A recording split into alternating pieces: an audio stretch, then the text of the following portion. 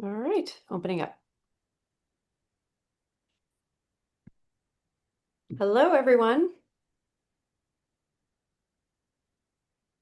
Welcome, welcome as you're joining us. We're letting the room fill up.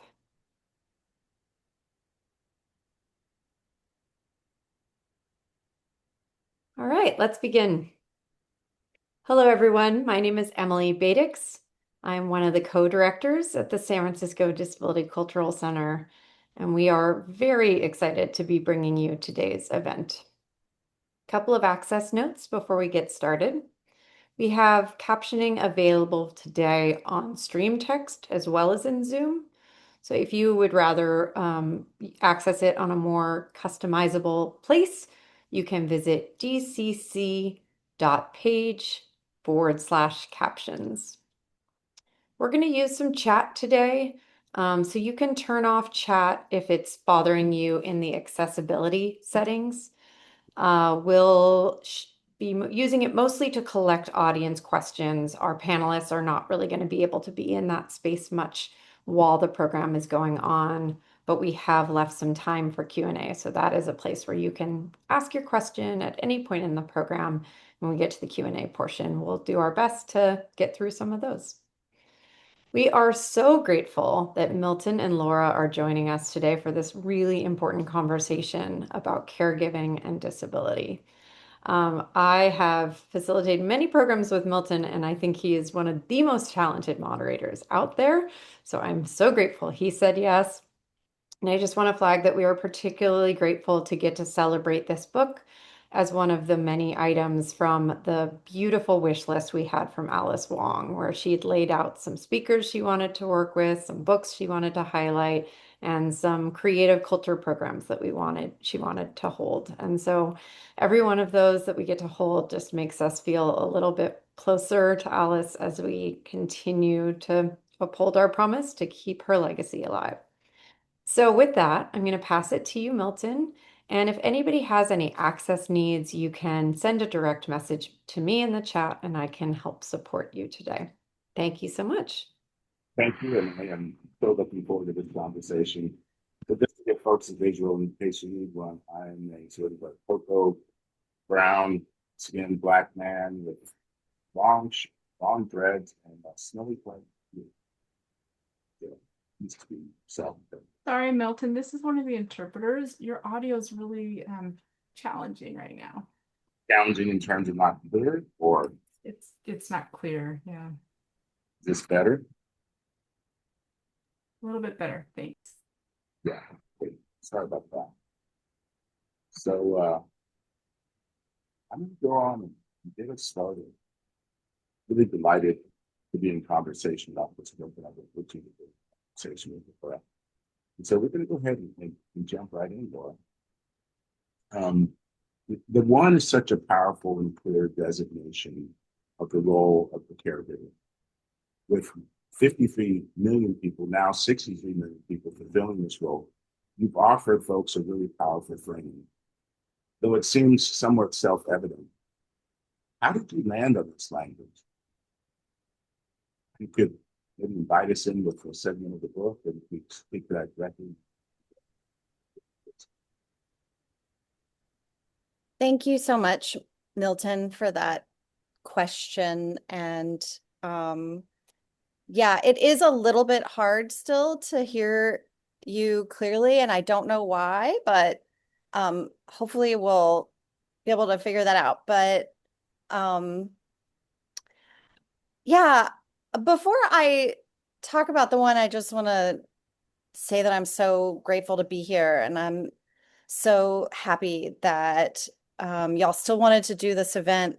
Alice and I had been really deep in planning it, and I just wanted to acknowledge that she and I were really excited, and this is also my final book event, and it just feels like the right way to end this initial book tour with a group of people that, Alice had such a strong connection with so many of us. So I just wanted to offer that.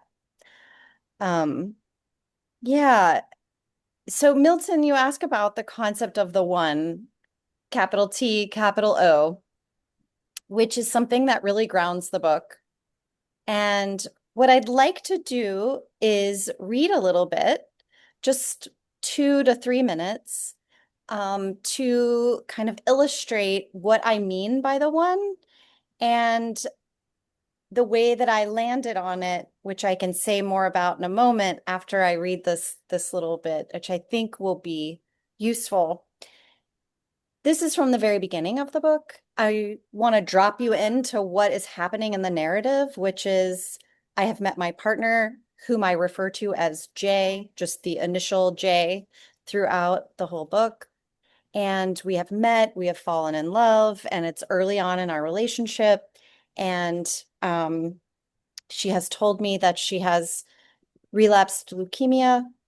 And here we go. The first time I visited Jay in the hospital was in March 2006. I rode the 6 train uptown by myself, and once inside the hospital, I got lost. The hallways were strange. Machine beeps echoed out in the corridors, bouncing off the white drop ceiling tiles. I went through door after door, and when I finally found her, she was sitting like an abandoned child, alone in the corner of a dim room, wearing a gray wool hat and a hospital gown. We locked eyes from the doorway. "Bear," she exclaimed, one of her many nicknames for me. And setting my jaw, as I would so many more times in the coming years, I stepped in.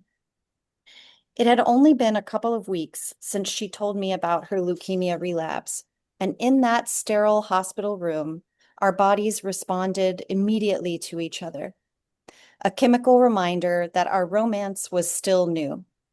She was full of IV bag poison and the hormonal circulations of sorrow and fear, and I was full of cortisol and naivete, swimming in adrenaline. We soaked in each other's pheromones, waded through sick liquids, and tried to find a current. We were each other's most powerful drug.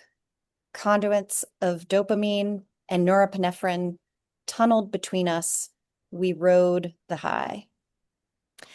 Our romance was not just a kind of euphoria, but also, so we believed, an antidote. Falling in love felt like an all-powerful escape hatch from any fear or tragedy. And whispering together in bed, days before she checked into the hospital, we resolved that our love was a fantastical neutralizing agent, and it would surely save us from what was happening to her. In the wake of her diagnosis, we professed our love as though romance alone was some kind of protection. She had chosen me and I her, and there was a specialness conveyed in that choosing. Somewhere inside me, I understood that the specialness was supposed to fuel my care for her, to provide me a boundless well to draw from. If my love for her was bottomless, then my capacity to care for her should be too. I should be able to endure whatever was coming. From our early days onward, then, I swore to bring the full force of my love and labor to every matter that arose. I believed in our love. I believed in my capacity. After all, I had been chosen. I was the one.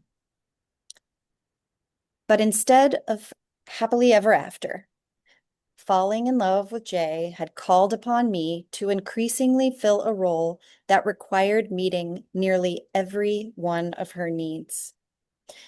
This was more than just providing emotional support when the person you love is suffering. This was the taking on of personal care work and professional levels of administrative and medical tasks, patient advocacy and coordination across different clinical departments in a hospital, as well as navigating the dizzying complexity of this country's social services and for-profit healthcare system. Looking back now, I realize I wasn't just the one. I had become the one, capital T, capital O. The one is tasked with the very real, ongoing, and unpaid work of caring for loved ones who are ill or disabled. In almost every family, someone is the one. These caregivers are bedside at the hospital, on the other end of the phone when a loved one is in crisis. They make the appointments, manage medications, track symptoms. They are the person on the floor with their loved one when they cannot get up, the person who struggles with sleeping through the night and struggles against their guilt when they can't be there. They are knowledgeable about the intimacies and intricacies of their loved one's preferences and coordinate the thousands of tasks that need doing. So, Milton, your question about the one, I have to say, it first came from this idea of finding love and romance and finding the one. And then I realized I had become this kind of, contorted version in the sense that I became a part of this larger economic cog where I could make things go for everyone else, for everything else.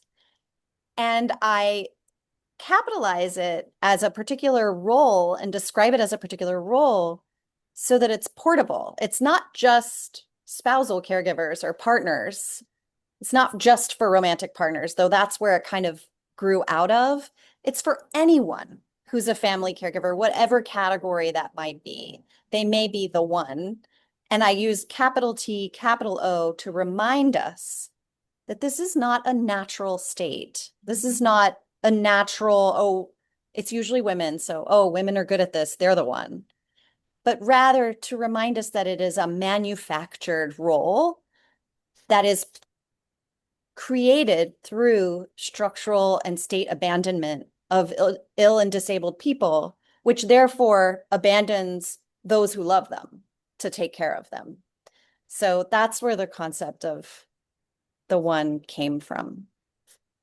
Yeah, thank you for that. That's such powerful language. And it's also so clear and illuminating just the reality that so many people are holding right now. And I just appreciate that so much.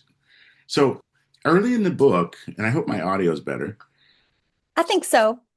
Cool. So earlier in the book, you mentioned that there's a lack of communication between the disabled and the caregiving community. To what do you attribute this divide, and what are the costs or consequences to us on both an individual and a societal level?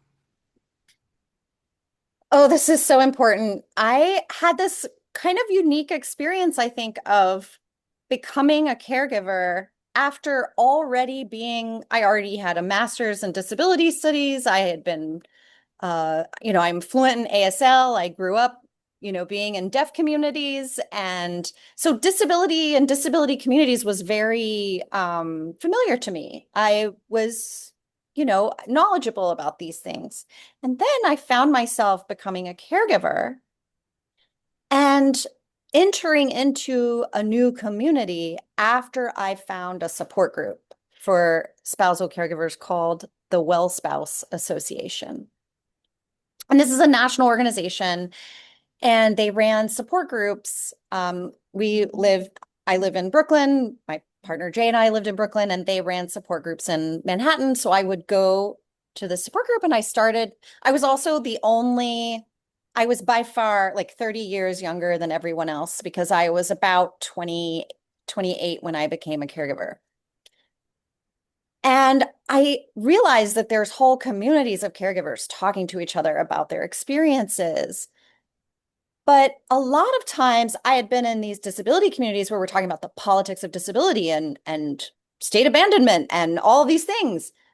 And then I was in these caregiving spaces with caregivers that were, including myself, completely ripped to shreds, emotionally, physically, just mentally decimated from the amount of material labor we needed to do, and there was no help. And it didn't seem to me that there was an understanding that both of these positions of caregivers being abandoned to do this work and disabled people being forced to rely on one person, which is unfair, precarious, and that's not, that's not what lets people thrive. And there didn't seem to be this understanding of why our experiences as caregivers were as bad as they were. And I think a lot of times it's very easy to say, oh, the person I'm caring for is the burden, is the problem. And we see that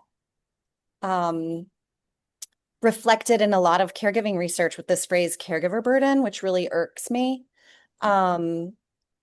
Because for me, the burden is in being left alone to do it with no help and no break and no supports, like meaningful, I'm talking like strong home care supports. Like we just don't have that robust system in this country.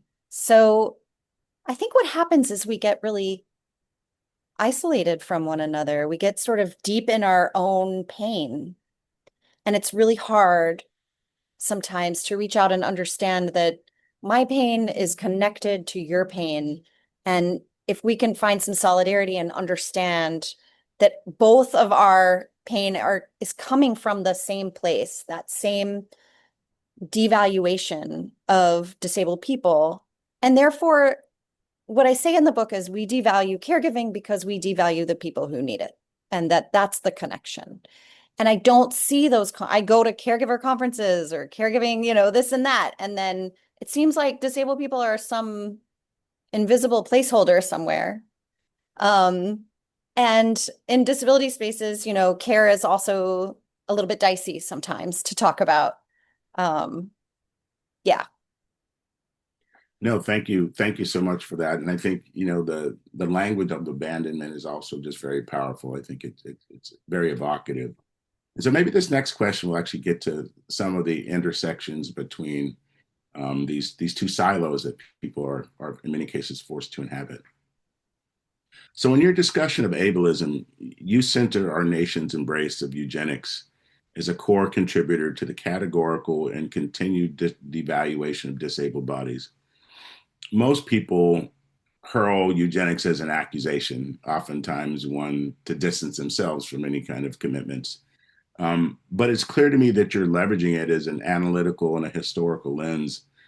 I have a pretty good sense of what you're talking about, but I'd love it if you could elaborate on why you center eugenics and why it's so important to understanding not just the realities that you're speaking to, but the persistence of those realities. Yeah. My thinking about this is really, I don't think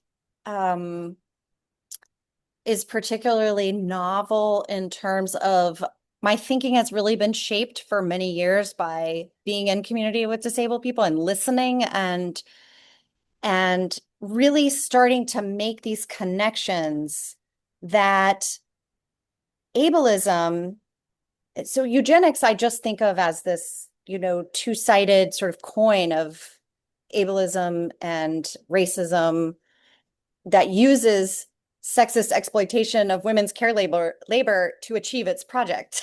But I define ableism in the book as simply, the evaluation or excuse me, the valuation of some bodies as better than others based on their perceived ability to be independent or productive for the economy.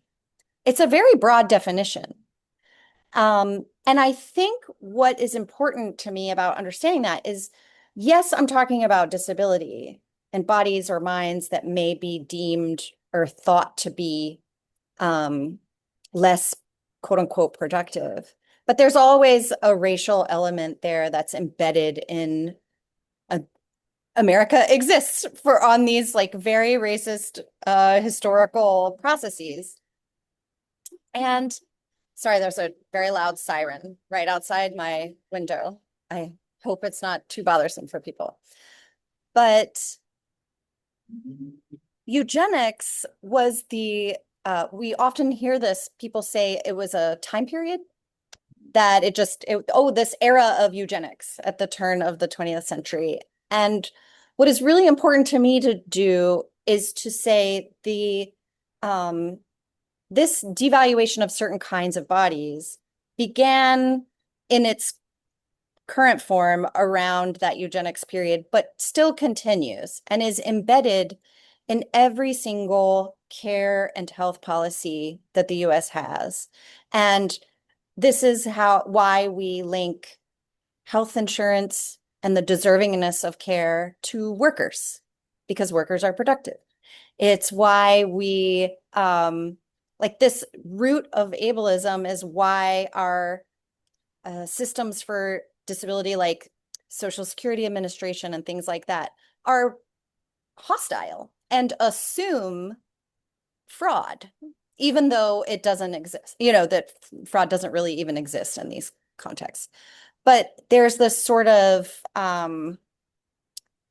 blatant assumption that you don't deserve care. And also, if you need care, there's something either wrong with you and that's your problem, or you're faking it because it's impossible that many people would need care. Yet, if we look at statistics, we have nearly 30% of American adults have a disability. 3/4 of US adults have a chronic condition. I mean, this is just what it is to be in a body. And we hate that so much that we've codified culturally, policy-wise, structurally, these ways in which we determine who's deserving of care and who's not, which is why we don't have universal health care or universal long-term care, right? So yeah, I think that was a long answer to your question, but No, I mean, it was actually really useful. When I'm oftentimes in discussion around eugenics, I think about worthy or notions of fitness, but I think this idea of productive is also really important in its intersections with ableism, because what it does is actually speaks to eugenics as an economic policy, one that is used to rationalize or normalize the allocation or the hoarding of resources in ways that are anything but normal. There's nothing normal about the fact that resources get distributed and who is forced to burden the harm, and categorically so. So I so appreciate that language. Very, very useful and helpful. exactly. Yeah. So I was personally struck by the straightforward and candid descriptions you offer in your book, whether that's about sort of the caregiving process, to how it impacts relationships, all of those things.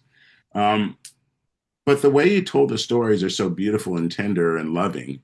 How did you manage to strike such a beautiful and humanizing balance in terms of navigating some hard conversations and some, in many cases, harsh realities, but also to do so in a way that felt, in many ways, uplifting? I'm so glad that you were able to experience the narratives in that way, um, because they don't shy away from difficult topics or what we might consider taboo things. The narratives include talk about sex and toileting and how people move their bodies. And um, I first want to just say that I love these people. I spent years um talking with, visiting. I These are people I came to care very much about.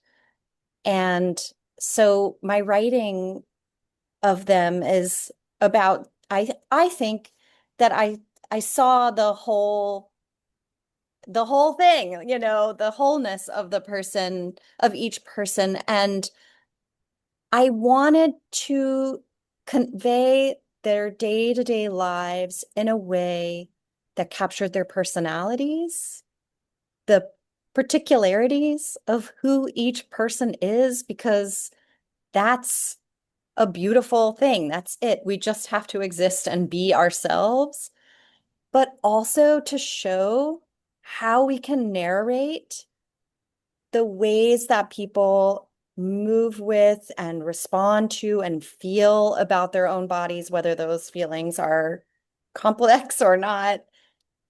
And to show that we can talk about toileting in this very matter-of-fact way. It doesn't have to be anything that's scandalized. I really wanted to model, oh, this is, you know, one of the characters, Tina, she's in her Hoyer lift and she's moving across the living room in front of me, going to be put on the commode that is in the center of the living room. And she's yelling out to the Alexa to add cereal to their grocery list. It's this very, everything with a bit of aplomb. It is what it is. And I really wanted to narrate that way so that people who have an imaginary of disability as terrifying and horrible and humiliating, so that they can see that there is life and there can be good life. And it just is what it is, Yeah, I so love that. So in many ways, the vulnerability and intimacy are flip sides of a coin, and I think you've done a great job of illuminating that. And it comes up in a variety of ways in the book, but I just thought that's a nice way of sort of, I don't want to put it into a binary, but I do think there's a relationship between vulnerability and intimacy. Yes. And I want to say too, I mean, these folks were extraordinarily brave and giving with me. I was just a writer wanting to tell stories, and with each of them, I interviewed 44 spousal caregivers across 22 states, from Hawaii to Maine, from ages 29 to 87. And not everyone made it in the book. But if I hear a name of one of those people, I can instantly recall their story, and I know who they are in that sense, And there are ways that each of them through those interviews changed me. Mm-hmm. And I talk very plainly in the book about my own mental health sort of collapse that occurred for me after, a few years of being in this situation, and that I had a lot of trauma and a lot of memory loss later of those years. And it was talking with caregivers across the country that triggered memories for me and brought back moments that I had known were gone. And there was something really moving for me about that and important. And then the people who were featured in the book were those who I basically wanted to have different types of disabilities or illnesses so that I could sort of convey, oh, here's a story about someone who has a catastrophic stroke, and it sort of resets things to a new kind of level. And here's someone who has an episodic, condition that is constantly caught in a cycle.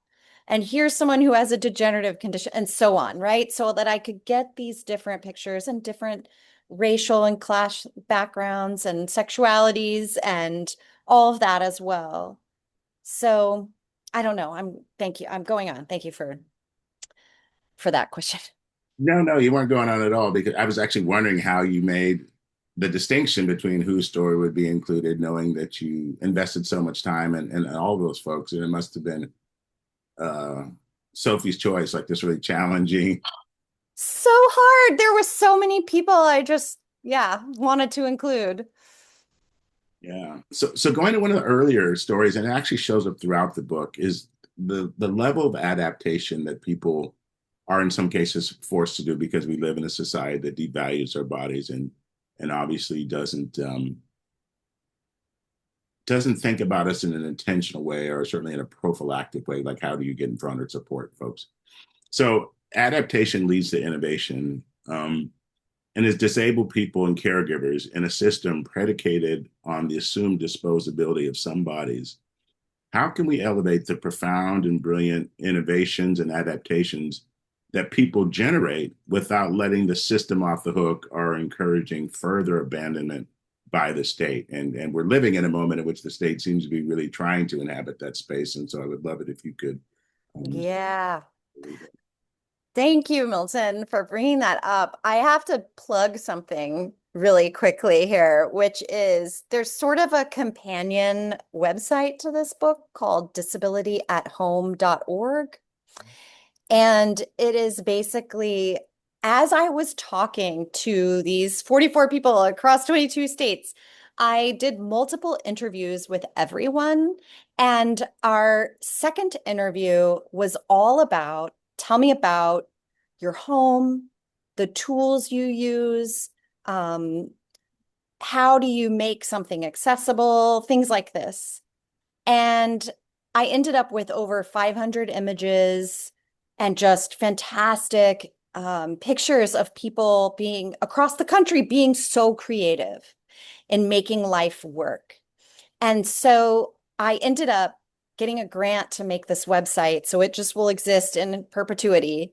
To highlight, I did it by room. So there's bathroom, there's kitchen, there's bedroom, there's different. And I show the ways that people creatively repurpose objects or adapt objects or all kinds of things that people do to create an accessible home. And I always think of Alice, talking about disabled people as tinkerers.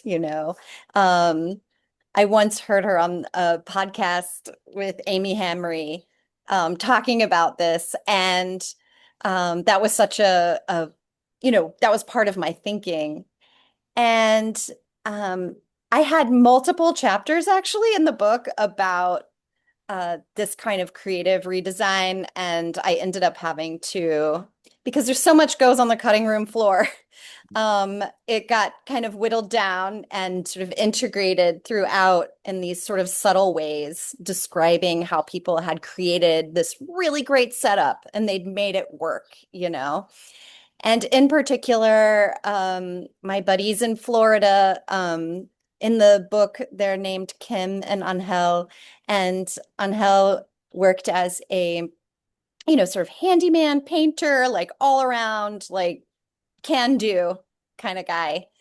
And he spent so much time tinkering and making things work for him once he had lost the use of one side of his body. And so I probably spent the most time thinking about him and hoping um, that we can share that information with each other and celebrate that people are out here figuring it out because they have to.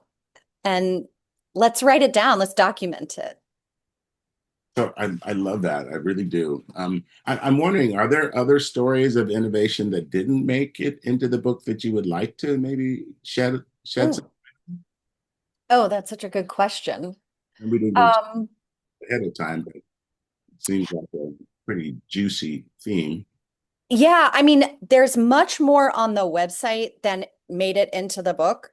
And some of the websites, and by the way, the website was put together and is totally, every image has alt text, it's totally accessible or should be. So please, write a note on there if it's not. But um, one of the things that I thought was interesting is the way that people would listen, adapting a home is expensive.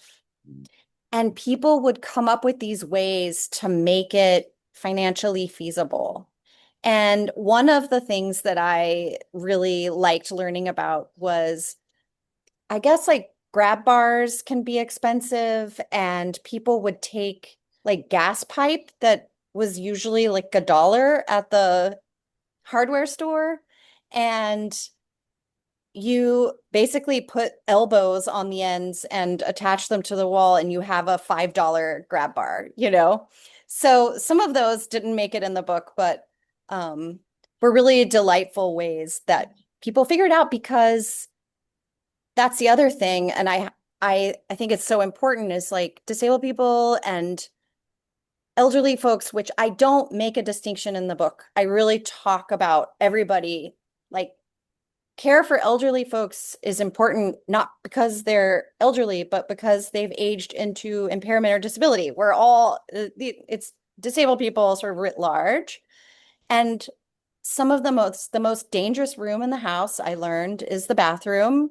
And tens of thousands of people a year are in an emergency room because they fell in a bathroom. And a good portion of those actually die from that. And I thought, if we can't talk about the bathroom, we're in trouble. Like, we've got to talk about the bathroom.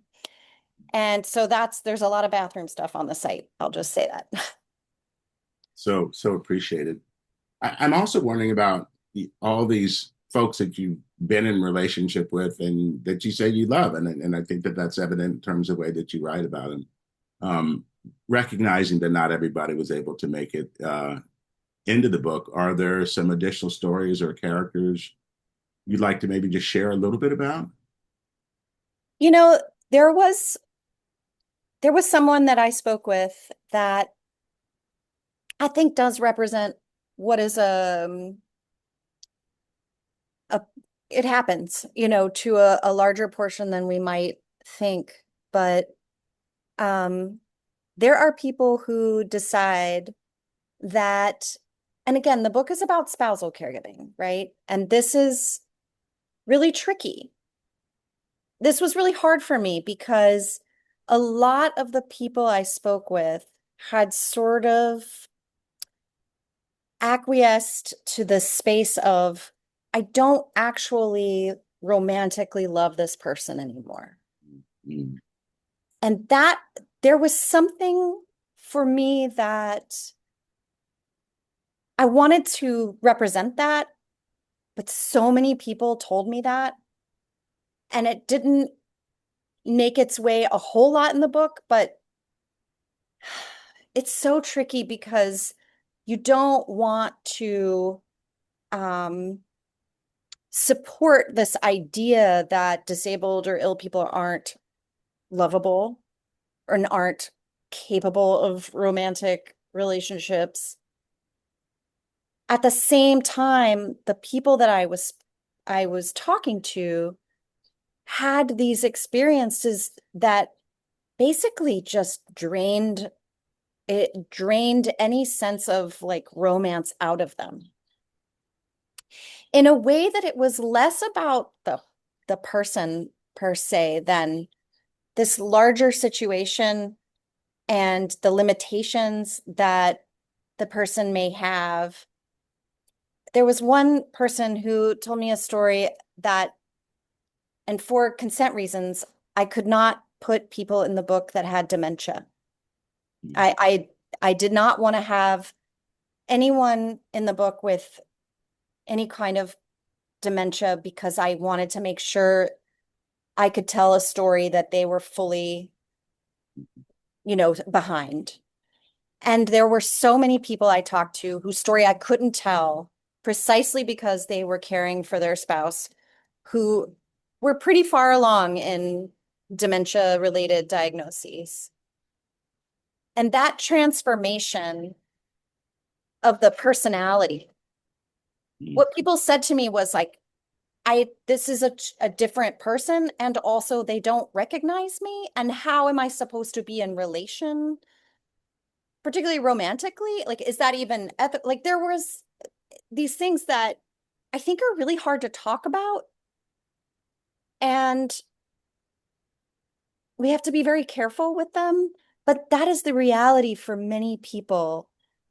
And yet they must stay married with that person so that person has access to healthcare, so that person isn't institutionalized, so there's this just kind of trap, no good move, really. And there were a lot more of those stories that I could not tell. And yeah, I don't even know now what your question was. I got all off on that No, topic. you definitely covered that ground, at least sort of poked at some of the things I was thinking about. And it occurred to me as I was reading about it that maybe that romantic distancing is somehow fulfilling some self-protective mechanism in the same way that the memory loss that happens during caregiving, you maybe you're not aware of it, but it allows you to sort of stay in the game. And I'm wondering, is that does that resonate with you? Is that something you'd be Yes, capable of speaking to? absolutely. Absolutely. In fact, I had one woman say to me, I could not be caregiver and partner. There was no room enough in my heart to do both. And I know for me, I had to sort of operate. I talk about this in the book where I was like operating on two tracks. There was just no way for me. I had to suspend the fact that this person was the love of my life and I wanted them, and this was what was happening. I had to literally suspend that to get through the material day to day of what needed to get done. And if I didn't, I would have just, I don't know, turned into a puddle on the floor. There was no way for me to do that and survive. Yeah, I can only imagine. Well, actually, I don't have to imagine. I was actually thinking about sort of a situation I was in a few years back, in which my wife was in a situation, do some caregiving for me. I'd sort of tangled with a bad bug, and I noticed that there was a distinct sort of separation in terms of how we were together. But I also understood it is in that case is pretty much necessary to get through what we were getting through. So I appreciated having an opportunity to read that and reconfigure in my own head what that experience felt like, and gave me some places of purchase to think about it differently. Yeah. I mean, there's also, Milton, I think we would be remiss not to say that the book is very equal in its coverage of the one and also the ill or disabled spouse, that those characters are given equal airtime. And one of the things that struck me was in understanding some of the emotional knots that the people who are the one must live in. The the care receiver, the person we think of as the receiver, is in their own emotional knot, having to cope with, I'm totally reliant on this one person. The the dignity, my dignity is sort of totally dependent on this person not leaving. And how ingratiating that must make one have to feel like they have to be, right? That you feel like you have to. I had one character in the book who was constantly saying, thank you, thank you. And if I don't say thank you, I feel like I'm this terrible person. And at the same time, other ill and disabled folks in the book saying to me, I'm not worth anything. How Mm. can I be worthy of being married to and loved? I'm ruining this person's life. I mean, the emotional knots that and the degradation that both sides must live with is really intense. And I think the whole reason to write this book is just so that people on either side don't have to feel alone in it, that Mm. other people feel these things too. So yeah. Yeah, and I think it does that very powerfully and very effectively. I think I shared with you earlier that I've actually purchased a book and sent several copies out to people that I know are presently navigating that reality. So thank you for that. Um, spending that many years in relationship, these close, intimate relationships with people who are navigating these very real life circumstances. Um, how do you stay in touch with people, or do you stay in touch with people? I was a kid who would cry at the end of summer camp, and so Yeah. getting that close and connected with some people, and then okay, the book project is over. I find it would be difficult. I imagine it would be difficult to disconnect. And so I suspect you might be choosing not to disconnect. So do you stay in contact with some of the folks? Is that Yes, absolutely. So throughout the whole book process, the people who were in the book and their stories were told, I called them constantly. I'm sure I was very annoying because I had to follow up on tiny details and wanting to get everything exactly correct. And so, I guess they got used to dealing with me. And once I finished and handed in the book, I basically called everybody and I said, this as part of what I call a no surprises rule. If I'm going to tell a story about you, I'm not, it doesn't feel right to have it be a surprise what it looks like at the end. And so I read people their parts. And not everyone wanted to do it. But the people that did, I read it to them. And some of the responses really solidified for me and really drove home the powerful connection that we have now. People said to me, I didn't know I had a beautiful story until you told it. mm, And that just, that was the most important thing in the world to me, that people felt seen, accurately described, and that I made them look at their life in a way that it had beauty. And of course, I am keeping up with everyone. Some folks come to the events. I bet there's a few here. I have I keep in, text and email contact with these folks, so I know where things stand. Sometimes people call me and say, Laura, what happened to so and so? What's the update?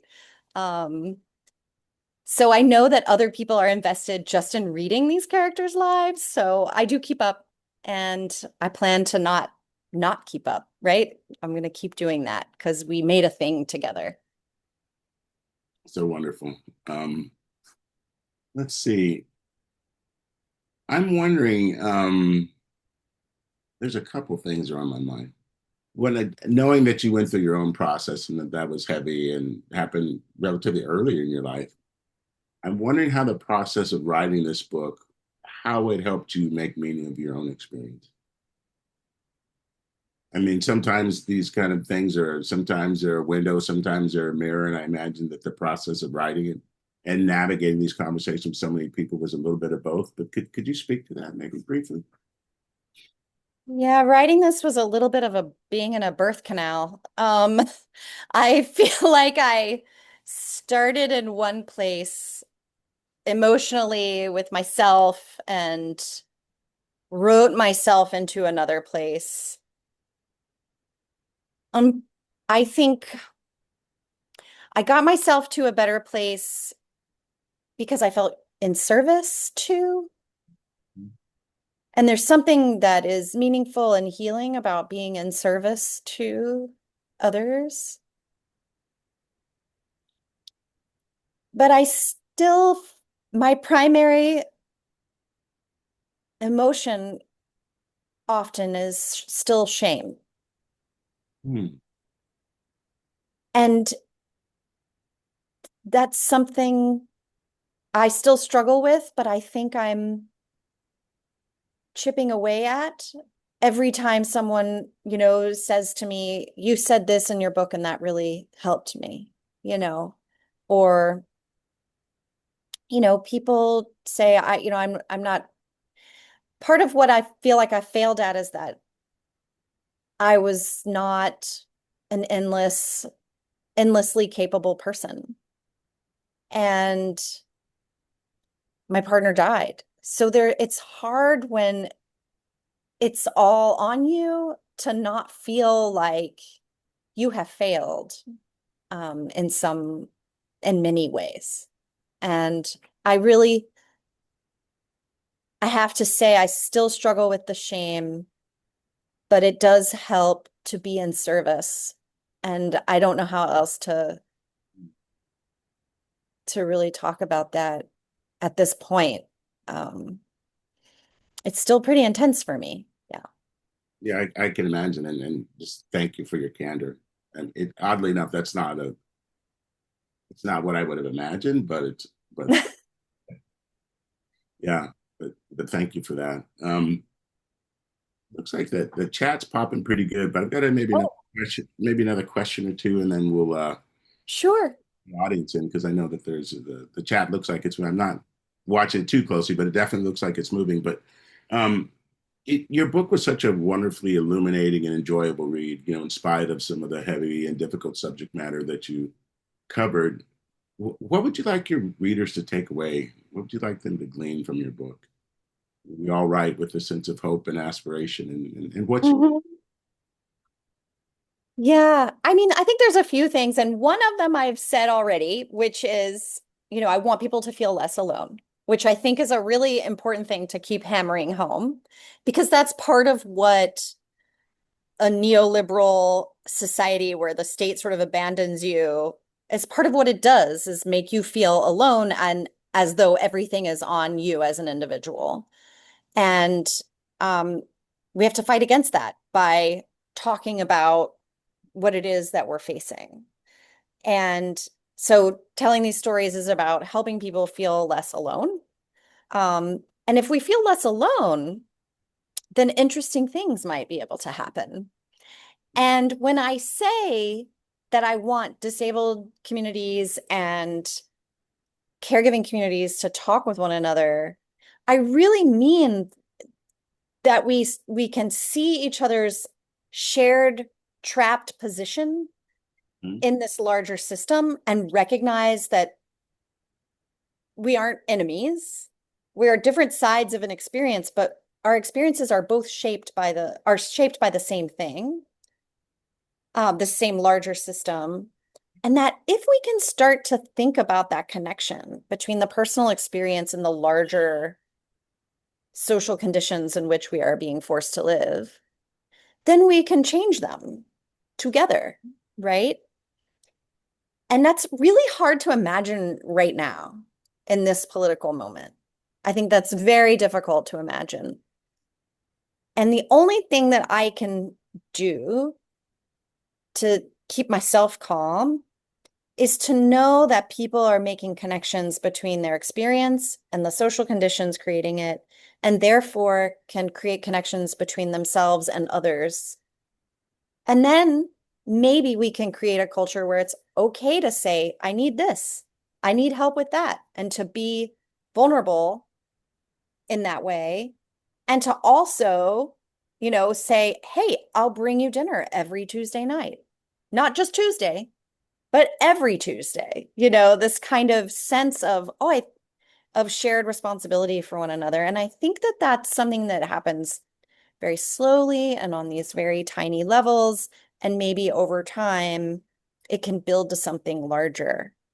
And so I think I want people to see that their personal lives are politically made and they Mm. can be politically remade. So, yeah.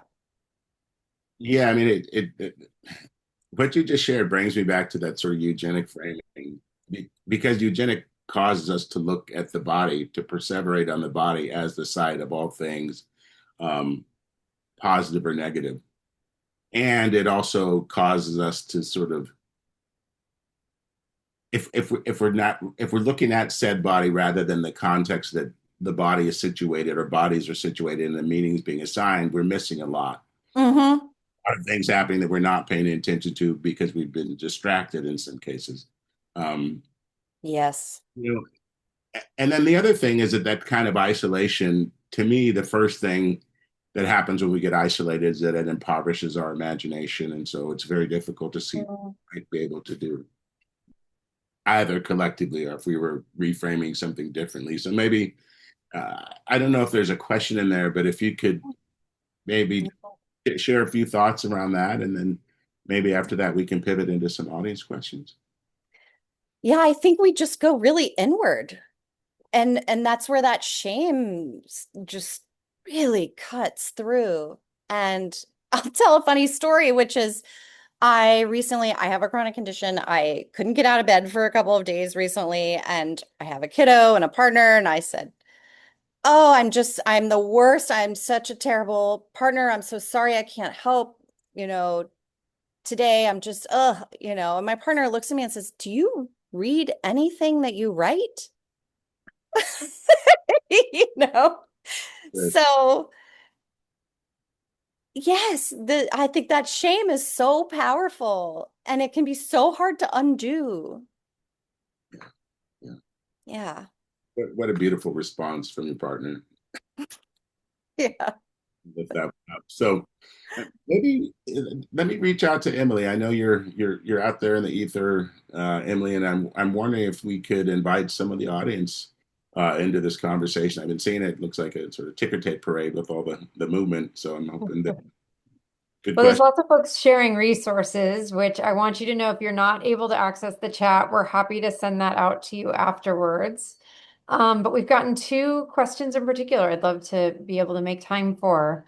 One is there's a real tension in mental health of Mm. overburdened families, sometimes turning to coercion out of desperation, and lived experience voices being seen as barriers rather than allies. Your work on caregiving illuminates that story. What would it take for both sides to recognize that we've been pushed into this divide by systems that have abandoned us? And how do we come together to change that? Oh, perfect question. I mean, this to me, this illustrates the consequence. This is what happens when we abandon people. We begin to only be able to quote unquote survive by harming others, that we get pushed so far that coercion and that I think it is the end point of the idea of eugenics and this abandonment. That is the end point. We turn on one another out of desperation to survive. And for me, the way this is going to sound like a little bit uh wonky, I think, maybe, or something. So if y'all don't know me, I'm not just a writer, I'm also a sociologist, which means I get really annoying sometimes to talk about like on this sort of systems level. It's really hard for me not to. But I'm constantly pushing this connection between what is happening in our most intimate lives behind, Milton at the top, we said there's 63 million family caregivers, right? What is happening in the intimacy behind those 63 million closed doors and the level of desperation that many of them are living in?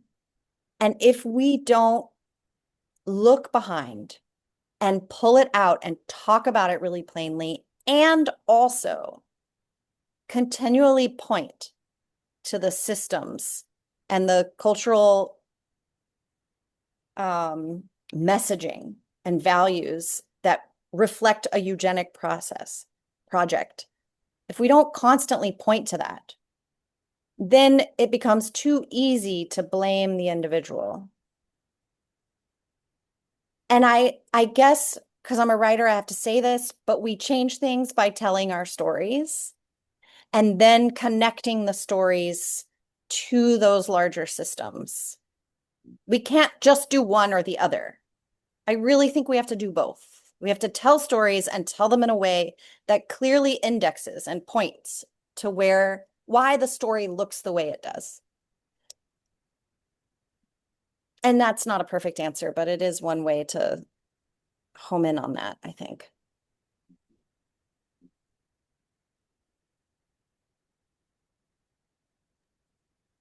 Well, I have another question that is similarly big and moving us to action.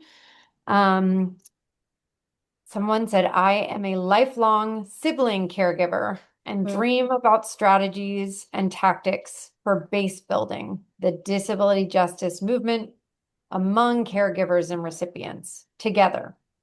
yes. So often care is depoliticized, even though all our taxes that should be funding our healthcare are going to war and ICE, disabling more people. Ooh, well said. Yeah. Yep. How can we organize together as caregivers and recipients to base build a movement to fund care, not warfare? There's a lot of like smart people in here. I'm daunted.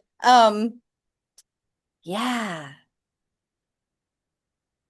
How I wish I had the exact answer for that question, but I do think that, siblings are interesting too, because it is lifelong in a different kind of way. Um, but I love this term like base building because there's something a bit more robust sounding in that um, than like a care collective or a care pod or a care web, which are also important. But I think about base building as like an expanded version of that links different political projects together. And I think that we need to have more. I have to say, there's a lot of caregiver spaces that I've been in that don't acknowledge the politics of disability or disability community. It's as though they don't exist. This has happened. I don't know if other people spend time in those spaces, but it's exasperating to me because I don't understand that. Um, I don't know where that like we've ended up with caregivers maybe being so burnt out that we lose sight of the humanity of the person, of disabled and ill people. At the same time, I think there's a long history of care being a lot of things being called care that aren't care. And so it's really hard to integrate conversations about care and those caregiving spaces into disability communities. I mean, there's a whole history that many people have written about. And so we've got to do something again to point to we are all being put in these positions by by this larger sort of ideology, right? And we can't make changes until we are all pointing at that. And we have to have solidarity towards refuting that. One more that I'd missed. Do you discuss reciprocity of care rather than care being a binary of caregiver and recipient, but also how recipients often provide care to the Mhm. person they're receiving care from and or other people in their lives? Yeah. So in a lot of these stories, first of all, a lot of spousal caregivers become disabled over time, either directly because of the care they're doing or because they're also aging into a disability. Um, there were several people who also I talk about like how people figure out these creative ways to contribute to the household, right? Like the character Tina, like taking care of the grocery list while she's, in the middle of her toileting session. And um certainly Angel is, going around the house fixing, a door jamb and doing the dishes and doing this like cool one-handed sponge situation. So there's a lot of like, how do I put this sort of, it's not flashy. It's this sort of subtle description of day-to-day life of people living together and taking care of each other. So I really try to witness and document those moments as well. Um, And, many people are also caregivers to more than one person. So that shows up as well in the book. And yeah, that's an important, there's certainly not a clear like line between in that binary idea of one person gives care and the other person only receives it. It's much more complicated than that. And I particularly get into that around the emotional connection between the partners, because that is very much a part of what sustains some of these folks.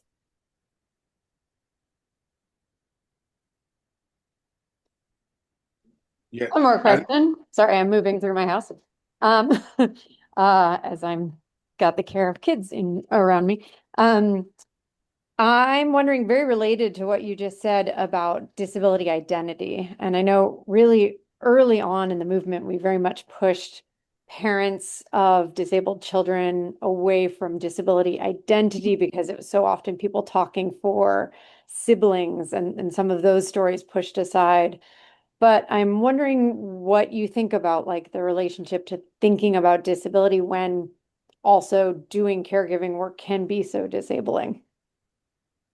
Yeah, I mean, we know something like, I think the latest statistic I read was something like a third of all that 63 million caregivers um, are disabled themselves or have an impairment themselves, which I think is fascinating because, of course, you would have, like, we think of this, we say 63 million caregivers, and like, who do we imagine that is? Like 63 million, like, just completely able-bodied, automatons. That's not how that works. These people are being disabled in that process too.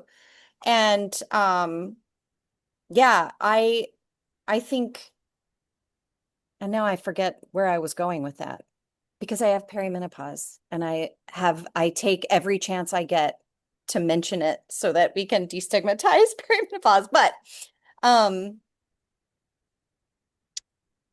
yeah. Did I miss the rest of that question, Emily? No, absolutely. You absolutely did. Just like how to talk about there being a place in movement and community that isn't the speaking for, but really the like, Oh, this is with. Yeah. I think that's particularly hard for uh caregiving communities to do. And it's something that I think is not comfortable to hear as a caregiver because you give so much. So it's really hard to hear a critique. And I don't mean individual caregivers, I mean just sort of this caregiving space as a whole is often depoliticizes illness and disability in this country. And I I don't think that's going to work. Well, back to you, Milton. Those are the audience questions we got. Thanks for everybody who submitted them. No, I so appreciated hearing those, and it's actually bringing me back to that one question around sort of building a base. And I think Hmm. it's hard to hear that figure 63 million and not see that as a potentially emergent political constituency. Absolutely. And the reality is we both know that change is constant, which means that we won't be in this wretched moment forever. And in some ways, as bad as things are, they brought some things into focus. Like the language of eugenics has been retrieved from the dustbin of history and being something that has nothing to do with the United States, actually being very clearly part of our policy decisions or the policy decisions that are being made right now. And that it's harming a broad base of people in a way in which I think it causes us to pause and maybe begin to imagine forward what would it be like not only to confront this, but to construct a society in which the normalized devaluation of people categorically is not the way that we move forward. And we move into more of an assets based understanding of the world that we live in which abundance places narratives of scarcity. And then we begin to sort of figure out how do we do a better job of taking care of each other. And then maybe that's our bottom line. So as we start to think about the possibility of change and change being incremental and a process rather than an event, what are some things you imagine might be beneficial in terms of moving our national conversation forward? Mhm. Either some things you've seen on a personal level or professional level to be helpful, or maybe things that the book has forced you to imagine yourself into, if that makes sense. Sure. I love listening to you talk, Milton, because you nail it. And I really appreciated what you just said. One of the things that I'm thinking about a lot and kind of attending to is two things. Um, and one of them has to do with always pointing out how the expectation of constant productivity is this is where I think ableism is so much broader than just this is why I describe it really broadly in the book, because it's not just discrimination against disabled people. That we know that's a product of ableism. But the other product of ableism is in convincing all of us that we are to keep going without having our needs met. And that indeed don't even connect to your needs. Don't even acknowledge what those are. There's no time for that. You just keep going. And I do this because I'm a professor. I get to trap 20 kids in my classroom every week and tell them that they are worth something, even if they're not productive. And to try to intervene, because what happens is in the context of state abandonment, what you're talking about, that sort of normalized devaluation, is also a normalized devaluation of our own limits. And ultimately, state abandonment is accomplished by abandoning ourselves. And we have to find ways to push back and recognize that we can't just keep pushing through anymore, not without, and we see these dire consequences already. And I wish I knew what is the thing gonna be that, I think, remember 2020 and we all thought, well, maybe there's gonna be no, there was no moment. It didn't happen. It didn't unfurl the way many of us had hoped. So I wish I knew what the thing could be that would sort of be that turn. And without knowing that, I literally get up every day and I'm focused on making sure I'm reminding people to not abandon themselves, that to stay connected, know what your needs are, and let's figure out a way to get them met. And it sounds so like trite, but it's like if we are complicit in abandoning ourselves, then no one's going to save us, and we have to save one another. And so the other thing I did was I recommend everybody do is find some way to be in service or have someone help you in a very hyper local way. I organized my building and became like part of the head of the tenants association. And it's turned into like an entire building of 62 apartments of mutual aid, And it's those kinds of things on that scale. If we're all doing something on that scale, then like there is a cultural shift that I think can happen over time. But yeah, I always feel inadequate at the end of these events because inevitably it lands on what do we do and how do we make everything better? and I don't know. And those are the only sort of things I can offer. No, I think we'll make it better together. I mean, because we need each other in that sense. And, sitting here in the belly of the beast in Silicon Valley, the line Mm, move fast and break things is resonating in my ear. mm, Uh, moving fast is the ideal, and then breaking things that people rely on, particularly we don't have enough of them in place, is part of the problem that we're dealing with. And so maybe we flip the script on that and move slowly and thoughtfully observe things and create things, mm-hmm, do so together. So I am a pathological optimist, and so I am hopeful that we will make something out of this moment. And in many cases, some of our best times as a nation have come out of some of our more challenging times, and so there is that possibility. And I think I'm going to lean into that and try to hold on to that and look for places to plug in. So thank you so much for such a beautiful gift in terms of your book and for this conversation. And I'm wondering, as we get close to the time of the close, would you be willing to oh, um, bring us to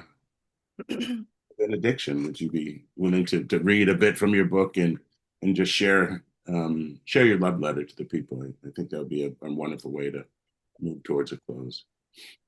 thank you, Milton, for that transition. Um, yeah, the end of the book has an epilogue, and the epilogue is titled Public Display of Affection, and it is a love letter to all the disabled people and caregivers that I spoke with for this book. And I'm going to read a portion of it. It's about 5 minutes, but it's just a portion. It's not the whole thing. Okay, it's a love letter, so it begins. Dear you, in interviews, you shared the history of your relationship, of falling in love. Then we talked about the details of your day-to-day life now, even your most intimate daily routines. I visited some of you. You fed me. You gave me a space to sleep. You set the table and included a seat for me. And you invited me to stay for a game of cards. And you told me your secrets. You are each the impetus for this love letter. Whether you are a caregiver or you are the person cared for, and let's face it, we are often both, you moved me. This is my public love letter to you. To my most beloved fellow humans with a body, I want the world to see your value. I hope this public display of affection opens the possibility for a shift from I care to we care. Let us, in this public declaration of love, scale up. We can build relationships with one another as we read together out loud our love letter. You told me about falling asleep in the elevator. You were on the other side of your own cancer treatment and trying to keep your husband alive. But you were so tired, you couldn't even make it the few floors up to your husband's hospital room before falling asleep, standing up right there in the elevator. And then you took a deep breath and told me harrowing and gruesome details of cleaning your husband's recurring wounds, which are so deep that his tendons are often exposed. You are alone, slashing and marching your exhausted body through not just the blood and gore, but also the mountains of insurance paperwork. I see you falling apart, and yet you cannot, because there are no other options. I don't want to let go of your metaphorical hand from a distance. Do you know this? You may not know that I am thinking of you, but I am. You asked me if what you were saying was silly or stupid. But then, as you unfolded everything in your life and your story, you began to give yourself permission to feel the pain of what had happened. And I hope you saw then and know now that what you have to say is not silly or stupid. So many of you, as you talked, began to say to me, wow, I didn't realize I had done all that. And you started to see its worth. You were convinced you were a waste. And you told me about how badly you did not want to be one of them. And you hadn't wanted to be friends with the other kids with a disability like yours. And you told me about practically being knocked down in the grocery store while you held your cane, people brushing past you unthinkingly, too close. You said people just didn't care, that they stared, and that you thought you might be pathetic, not worth taking up space in a grocery store, much less worthy of staying married to. Now that you are no longer earning a paycheck, you thought you were just a drain. And when you used your disability parking placard, people stared, evaluating you as if they were in a position of authority over you. You wanted them to mind their own business, but still you absorbed their disdain, and it stung. It was just too easy for you to believe that you were worthless now, and my heart broke. You are not worthless. You are not the burden. You can be disabled and still be worth something. Has anyone ever told you this? At the end of our calls together, you and I acknowledged how hard it all was. You cried tears of relief, and I reached across to my own box of tissues next to me. See, I said, in solidarity with you. Just before hanging up, you said, it's hard to say goodbye. We are so intimate now. Yes. When I left your home, when you hugged me goodbye in the driveway, I relished your body, this body that cares. And when I left your home, you hugged me from your wheelchair in the living room, the morning sun streaming in through the open front door. Your body has magic, even though some people might think it doesn't work. Each of you showed me, and can show each other and all of us, so much that I long to give you something in return. So I offer up my love and care for you here on this page. You may be still so deep in the middle of it all, full of urgent caregiving information, full of your body's sensations and seeming failures. Maybe all of this has taken over the forefront of your mind. Trust me when I tell you that later you may not remember it all. You may no longer recall the day-to-day, the medication dosages, the treatment plans, the trajectories, what hurt in your body, where the tubes were, where exactly the slice of the nerve happened, or when exactly you started to feel worthless. Pieces of your story may disappear, slip away, but I hope you know that there is so much more to you, so much value in who you are, just being here in your body, no matter what the rest of the world tells you. I hope this love letter helps to hold your story, your record, the magnificent and complicated traces of you.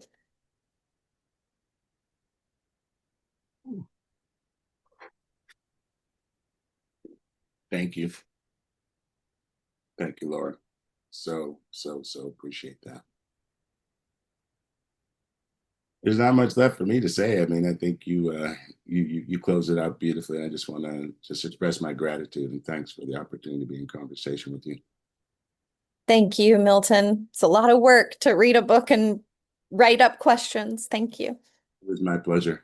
And with that, I'll thank the audience and I'll hand it over to Emily because I'm sure she'll have some more exciting events to share with you. So, Emily, take it. That That is right. Already in the comments, somebody said, I bet that the event next week at the same time with Eli, Claire, and Ellen Samuels will continue some of this conversation. So, Mhm. this month, for whatever reason, we just planned so many like book events, and we're like, okay, it's April, but it's still kind of cold. We're gonna just like be all cozy and have a reading month.